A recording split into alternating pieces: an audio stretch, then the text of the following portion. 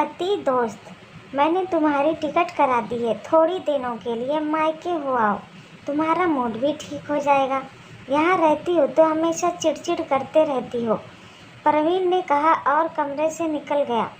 रानी चुपचाप सुनकर रह गई। हंसमुख और मिलनसार रानी कब चुप और शांत रहने वाली बन गई वो खुद नहीं जान पाई। शादी को लेकर बहुत सपने देखे थे उसने, शायद शाहरुख खान और काजोल जैसी जोड़ी पर जिंदगी फिल्मों जैसी नहीं होती, ये जानने में उसे 2 साल लग गए। पति दोस्त होता है यह सिर्फ किताबों की बात है। वो चुपचाप तैयारी करने लगी, उसे भी ब्रेक चाहिए था। शाम होते होते वो निकल गई, अकेले, बिल्कुल अकेले। परवीन चुपचाप देखता रहा, ना उसने कुछ कहा ना रानी ने। शायद सब कुछ समझा जा चुका था। सुबह होते ही रानी घर पहुंच गई। अरे बेटा, सब ठीक है ना? सुबह सुबह वो भी अकेले। रानी को अकेला देख मालती जी घबरा गई और पूछ बैठी। दीदी आ गई। रानी मुस्कुरा दी। आओ चाय पी लो। क्या माँ, यही टाइम है गाड़ी की? तो इसी समय आऊँगी ना। जो समय है वही तो है, वही गाड़ी है जिससे मैं हमेशा आती हूँ। उन्हें कुछ काम आ गया था इसलिए वो नहीं आ पाए। रानी एक सांस ने बोल गई और अपने कमरे में चली गई। रास्ते पर इसी की तैयारी तो कर रही थी। उसे फ़ोन का इंतज़ार था पर मैसेज भी नहीं आया। जल्दी से फ्रेश होकर वो नीचे गई, कहीं किसी को शक न हो जाए। माँ, शेफाली कहाँ है आजकल? बहुत दिनों से उससे बात नहीं हुई। अब आई हूँ तो मिलकर जाऊँगी।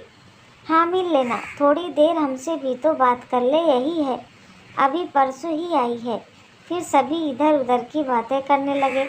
शाम में रानी शेफाली से मिलने चली गई तो दोनों बचपन से पक्की सहेलियां थी, जो अलग होकर भी एक थी। अरे रानी, तू कब आई? क्या सरप्राइज़ दिया है? आओ बैठो। शेफाली रानी को अपने कमरे में लेते गई। माँ, 2 कप चाय भेज देना। अब बता, क्या बात है? क्यों उतरा हुआ है तेरा चेहरा? तूने बिना बताए कैसे जान लिया? ये भी कोई कहने की बात है? बता। रानी उदास हो गई। क्या बताऊं यार, मेरा और परवीन का रिश्ता शायद टूटने की कगार पर है। ऐसा नहीं कहते, तू हमेशा उल्टा क्यों सोचती है? तो क्या करूं, सीधा सोचने की कोई उम्मीद भी नहीं दिख रही।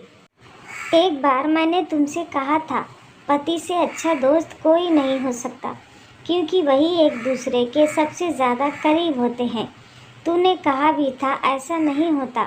उस समय मैं तेरी बातों से सहमत नहीं थी, पर अब लगता है तू सही थी। कहते कहते रानी रोने लगी। रो मत, हम दोनों सही भी थे और गलत भी। दोस्त कौन है जो एक दूसरे को बिना शर्त अपनाते हैं, एक दूसरे को बिना कहे समझते हैं, एक दूसरे को स्पेस देते हैं। और हम क्या करते हैं? अपने रिश्ते में एक दूसरे के ईगो को बीच में ले आते हैं, उसे बड़ा मानते हैं, एक दूसरे को स्पेस नहीं देते। चाहते हैं हर बात हमें पता होनी चाहिए। उसने नहीं किया तो मैं क्यों करूं? पर दोस्ती में हम ये सब नहीं करते। देख, मैं तुझसे मिलने नहीं आई तो तुरंत खुद आ गई। तूने अभी नहीं सोचा कि मैं क्यों जाऊं? शेफाली को आना चाहिए था। अब परवीन को तो फ़ोन नहीं करेगी क्योंकि तुझे उसके फ़ोन का इंतज़ार है। तेरा ईगो बीच में आ रहा है। वैसे भी वहाँ उनका ईगो बीच में आ रहा होगा। बस यही गलती कर हम इस रिश्ते की खूबसूरती को ख़राब कर देते हैं। इसलिए पति दोस्त हो सकता है अगर उन्हें भी हम दोस्त की तरह देखें, ना कि पति की तरह। समझी मेरी दोस्त? शेफाली ने रानी को देखते हुए कहा। हाँ हाँ, मेरी एक्सपीरियंस दोस्त।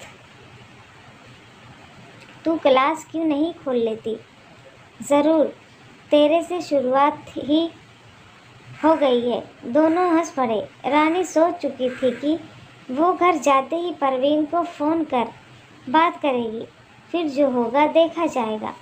दोस्तों, रिश्तों में कभी देर नहीं होती, बस शुरुआत करने की देर है। अपने विचार ज़रूर दीजिए और पसंद आए तो लाइक और मुझे फॉलो करें। धन्यवाद।